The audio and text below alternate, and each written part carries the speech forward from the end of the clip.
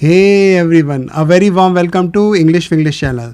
दोस्तों, आज के वीडियो में आप सीखेंगे 3 सेंटेंसेस स्ट्रक्चर जिनकी मदद से आप कई अच्छे सेंटेंसेस खुद बना सकते हैं।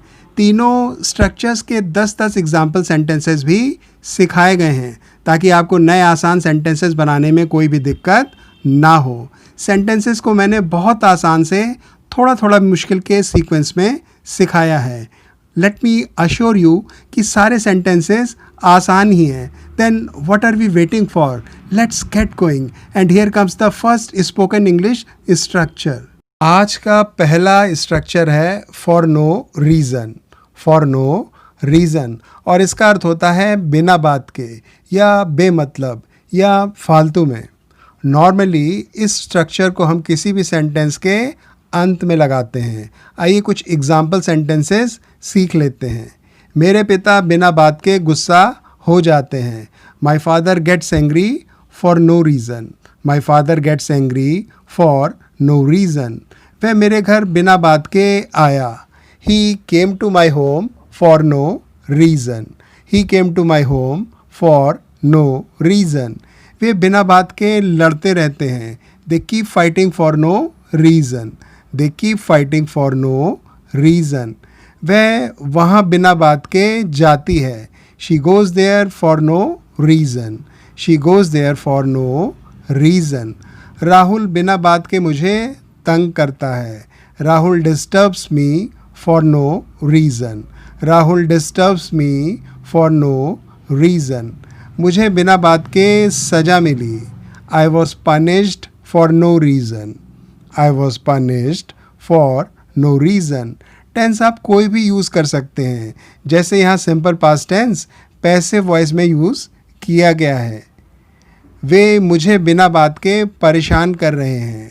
They are harassing me for no reason. They are harassing me for no reason. Harass करना यानी परेशान करना या सताना। वह बिना बात के ज़्यादा समय रोता है। He cries most of the time for no reason. He cries most of the time for no reason. वह बिना बात के रंग में भंग डाल देती है। She spoils the occasion for no reason. She spoils the occasion for no reason. Spoil the occasion करना यानी किसी खुशी के अवसर को ख़राब कर देना। सरल भाषा में रंग में भंग डाल देना। कुछ लोग बिना बात के बुराई करते हैं। Some people criticise for no reason. Some people criticise for no reason. आज का दूसरा स्ट्रक्चर है द वे। द वे, और इसका अर्थ हुआ जिस तरह। अब स्ट्रक्चर क्या है? The way plus subject plus verb की फर्स्ट फॉर्म और उसके बाद इज़ और फिर कोई एडजेक्टिव। तो अर्थ क्या निकला? जिस तरह से, और उसके बाद सब्जेक्ट। अब जो काम आप करते हैं उसको आपने लिख देना है और उसके बाद एक एडजेक्टिव लगा देना है और लास्ट में जो अर्थ निकलेगा वो होगा है का। ऐसे नहीं समझ में आएगा, चलिए एग्जाम्पल से समझते हैं। जिस तरह वो बात करती है गलत है। The way she talks is wrong. The way she talks is wrong. यदि हिंदी के वाक्य में वो लिखने की जगह आप कॉमा लगाएं तो भी अर्थ सही निकल कर आएगा। जिस तरह से वे लड़ते हैं गुस्सा दिलाता है। The way they fight is annoying. The way they fight is annoying. Annoying यानी खिजाने वाला या गुस्सा दिलाने वाला। यहाँ सब्जेक्ट दे है, इसलिए वर्ब में एस और यस नहीं लगेगा। जिस तरह तुम काम करते हो हैरान करने वाला है। The way you work is amazing. The way you work is amazing. Amazing यानी हैरान करने वाला। यहाँ अमेजिंग का यूज़ अच्छे सेंस में हुआ है। जिस तरह तुम चिल्लाते हो मुझे डरा देता है। The way you shout scares me. The way you shout scares me. Scare यानी डराना। जिस तरह तुम गाते हो तारीफ़ के लायक है। The way you sing is praiseworthy. The way you sing is praise वर्दी।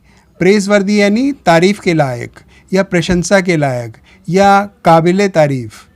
जिस तरह तुम हंसते हो मुझे हैरान करता है.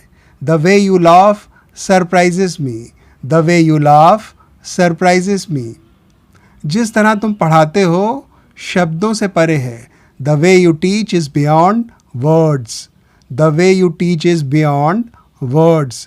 Beyond words यानी शब्दों से परे, यानी जिसे वर्ड्स में एक्सप्रेस ना किया जा सके. जिस तरह तुम व्यवहार करते हो स्वीकार योग्य नहीं है. The way you behave is not acceptable. The way you behave is not acceptable. Acceptable यानी स्वीकार योग्य, यानी जिसके लिए हाँ की जा सके. जिस तरह तुम बोलते हो मुझे समझने में मदद मिलती है. The way you speak helps me understand. The way you speak helps me understand. जिस तरह वे एक दूसरे की मदद करते हैं मुझे खुश करता है. The way they help each other makes me happy. The way they help each other makes me happy. मुझे खुश करता है या मुझे खुशी मिलती है, एक ही बात है. आज का थर्ड सेंटेंस स्ट्रक्चर है थैंक्स टू, और जिसका अर्थ होता है किसी की बदौलत या मदद से या के कारण. थैंक्स टू का यूज़ सेंटेंस के शुरू में या अंत में या बीच में कहीं भी किया जा सकता है. और स्ट्रक्चर क्या बना? Thanks two plus subject plus remaining sentence. आइए इसको एग्जाम्पल से समझते हैं तो कॉन्सेप्ट पूरी तरह से आपको क्लियर हो जाएगी. आपकी बदौलत मैं यहाँ रह रहा हूँ. Thanks to you I am living here. Thanks to you I am living here यानी बिकॉज ऑफ यू, यानी आपकी वजह से. आपकी बदौलत मैं सफल था. Thanks to you I was successful. Thanks to you I was successful. आपकी समय पर मदद के कारण मेरी ज़िंदगी बच गई. Thanks to your timely help my life was saved. Thanks to your timely help my life was saved. Sentence आप छोटा बड़ा कैसा भी बना सकते हैं. मैं आज यहाँ आपके कारण हूँ. I am here today thanks to you. I am here today thanks to you. यहाँ थैंक्स टू यू का सेंटेंस के अंत में यूज़ किया गया है. आपकी सूचना की मदद से मैं ये काम कर पाया. Thanks to your information I could do this work. Thanks to your information I could do this work. मैं आपकी सलाह के कारण बहुत कमा रहा हूँ. I have been earning a lot thanks to your advice. I have been earning a lot thanks to your advice. आपके पैसे के कारण मैं ये काम शुरू कर सका. Thanks to your money I could start this work. Thanks to your money I could start this work. खराब प्रबंध के कारण चीज़ें मुश्किल हैं. Things are difficult thanks to the poor management. Things are difficult thanks to the poor management. Poor management यानी खराब प्रबंध या व्यवस्था. आपके निजी प्रयासों के कारण कुछ सुधार है. There is some improvement thanks to your personal efforts. There is some improvement thanks to your personal efforts. इस सेंटेंस में दोनों पार्ट्स इंटरचेंजेबल हैं, यानी चाहे आप थैंक्स टू वाले पार्ट को पहले लिखें या फिर देयर इज़ वाले हिस्से को बाद में. आपके सहयोग के कारण मैं ये काम समय से पहले ख़त्म कर सका. Thanks to your cooperation I could finish this work before time. Thanks to your cooperation I could finish this work before time. That's all I could put together in this video.